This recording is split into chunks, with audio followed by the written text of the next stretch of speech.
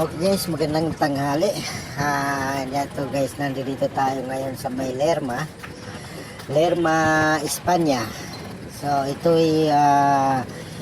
yung nanggagaling ng Lacson, itong kalye na to. So nakikita natin guys, tuloy-tuloy ang dating ng mga deboto, no. Ito'y papunta sila ng Quiapo. So naglalakad lang sila dahil pagdating dito sa tapat kong to ay bante sarado dito, nakasarado dito kasi hindi na makakapasok ng Quiapo yung mga sasakyan. Kaya nandito tayo sa Lerma, titingnan natin yung sitwasyon dito. Ayan guys, ang daming mga naglalakad guys na makayapak pa yan, hindi sila na makatsinilas, ano? Wala mga sapatos yung mga naglalakad na yan, nanggagaling pa yan kung saan lugar. So papasok po sila dito sa Quiapo. Dito po ito sa Espanya guys, sa may Lerma, no? Lerma, papasok ng Espanya. Yan, no? Yung mga sasakyan na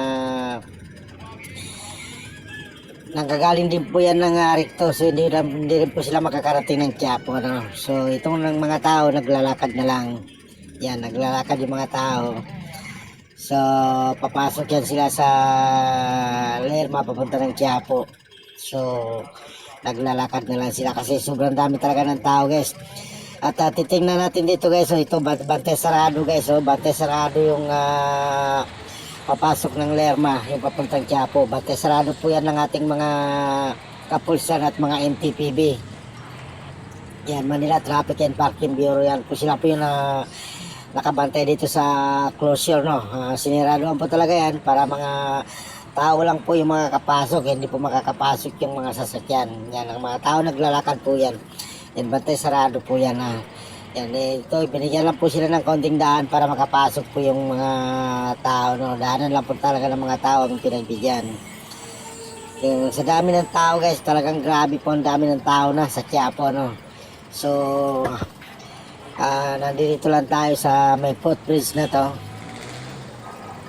Sobrang dami talaga ng tao yan, no. Titingnan natin yung papasok guys, talagang napakarami ng tao, siksikan na sa Quiapo. So ito, marami pa talagang dumarating. Oras po natin ay alas 11 na ng tanghali. Ayan, kita niyo mga tao guys, talagang tuloy-tuloy pa rin ang dumarating yung mga deboto, galing po yan kung saan lugar. Hindi po natin maano, talaga pong tuloy-tuloy pa ang dating. Yan, titingnan natin dito guys. Ayan, panoorin po natin guys, talagang yan, yan po yung papunta na po yan ng Quiapo, ano.